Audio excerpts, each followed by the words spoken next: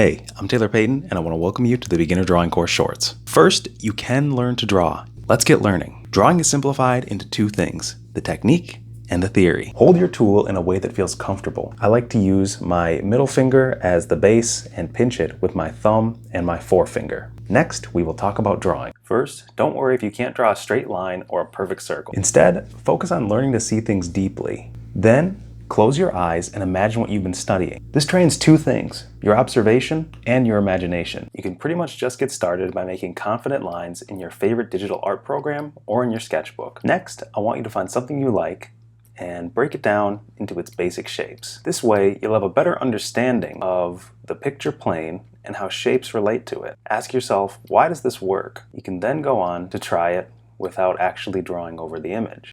You're now in the beginning stages of developing powerful artistic skills that will serve you a lifetime. Be sure to check out the Beginner Drawing course for more. Happy drawing!